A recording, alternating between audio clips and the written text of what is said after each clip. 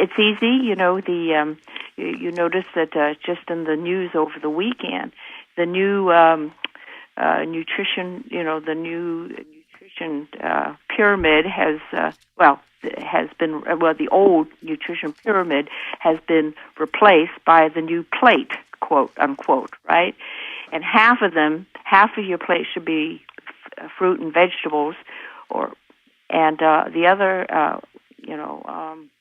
one fourth should be proteins, and the other fourth should be carbohydrates, and then off to the side, every meal you should have some kind of dairy.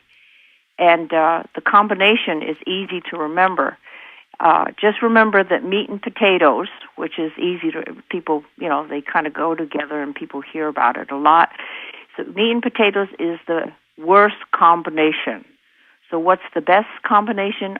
The remaining two combinations, which is a protein with a vegetable, but don't have a carbohydrate with it, or the vegetables with the carbs. So you can have vegetables with your carbs or vegetables with your proteins, but don't add, the pasta, the rice, the potatoes, because that combination is just, it's just very hard to digest, and then the way they combine, it's just not healthy. Can I ask you a couple of secrets about Asian cultures? Okay, I'll try to answer them. I know that you had talked about in your book that the Japanese take a couple of glasses of warm water upon waking. Is that correct? Yes, but that's not only Japanese. Even in China, they do.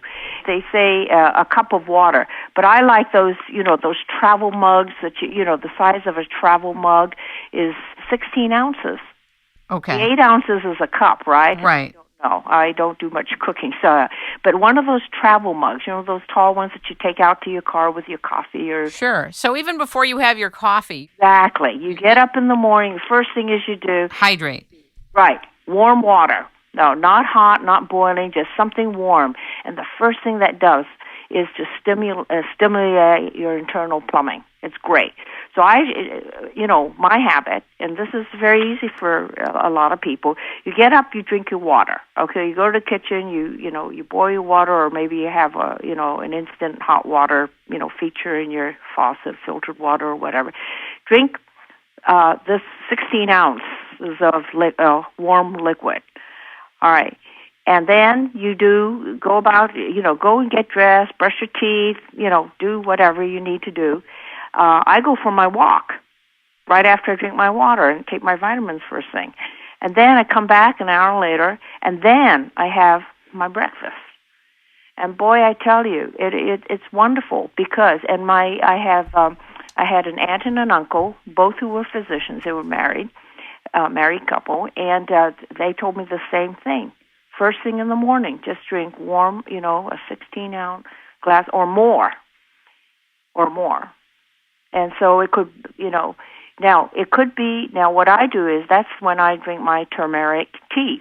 And turmeric is, a cancer, the spice of turmeric has been known, and you read about it all over the internet. And the researchers found that turmeric, the spice turmeric, which is used a lot in Indian cooking. Yeah, I take bio-curcumin from Life Extension Foundation, which is 7 times more absorbable than traditional turmeric, but you're right. It totally helps cancer patients and other people around the world. Absolutely. And also, I just had recently read earlier this year in the Los Angeles Times in the health, in the health section they put out once a week, wonderful article.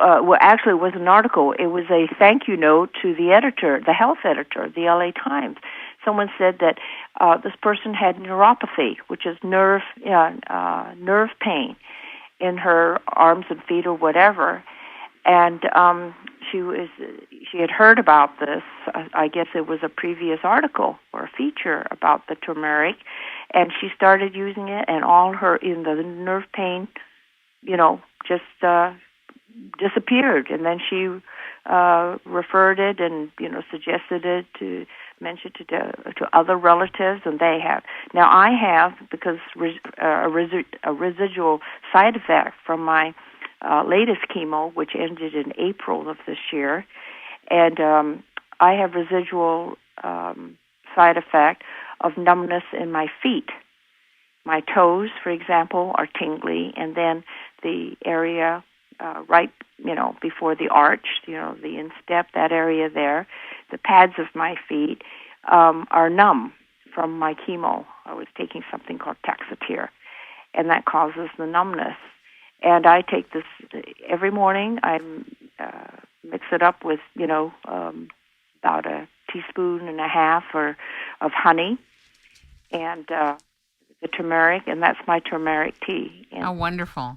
Yeah, and it really helps. I notice that when I forget to take it, or I'm in a hurry, or I'm at a hotel or something, and I didn't bring, right. or away from home, and I didn't bring my. I mean, it's hard to, if you're flying. Remember, we're not allowed to carry more than 3 ounces of 3 ounces of liquid with us. Sure. So how do you carry your honey for your turmeric tea? So I use a stevia, which is also a natural sweetener, so then I have to substitute. But anyway, I take it. But the days that I do not take it, I notice the difference when I'm walking in the daytime. Interesting. I believe it. I totally believe it. And I truly believe it because it's worked on me. So I'm sharing this information with other people. These are the kinds of things that are in the book that, very simple kinds of things. And, the Chinese, especially the Chinese, traditional medicine, traditional Chinese medicine, also known as TCM, we believe in prevention rather than curing. If we prevent it, we don't have to cure. I'm for that. And many of the listeners are for that, too. Oh, I know they are. Are you a green tea drinker? I like green tea very much. As a matter of fact, when we travel to Japan, we always bring back a lot of the powdered teas. But then when I started drinking too much of it, the caffeine in it caused heart palpitations. Yeah, very high. I couldn't sleep, very high. And then decaffeinated green tea is not as good, not as healthy or nutritious for you. So what I do with my green tea is I sweeten it with a natural sweetener or with honey. So green tea, I can drink it, but I weaken it, so to speak. But someone told me, a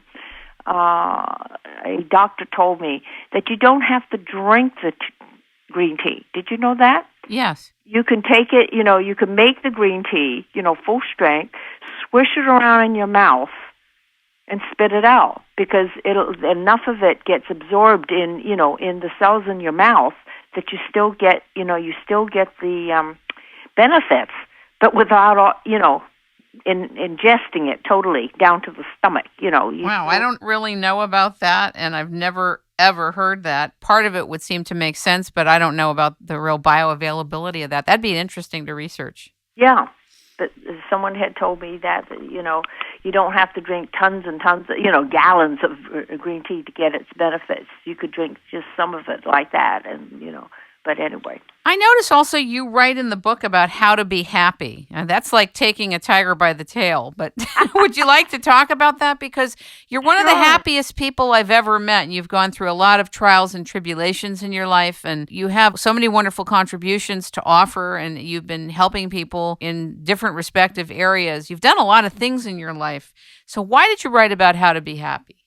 I think because a lot of people are not. It starts with the research that shows that 70% of the people who go to work every morning are unhappy with their jobs. And I thought about that, and I thought, that's pretty miserable. And then I thought about a lot of negative people who, I'm not surrounded by them, but you meet a lot of people who are very negative. And also, especially being around other cancer patients and survivors. And you can tell, I belong to a survivor group now, which is one of the best things I've ever done, just actually very recently, through Torrance Memorial Hospital. Fabulous, just fabulous. They have a wonderful cancer survivorship program going on there. And I know that many other hospitals, Kaiser, Long Beach Memorial, et cetera, many of them, and I suggest to everyone who is a cancer patient or survivor to join a support group of some kind. This is one of the things. But I guess earlier in my life,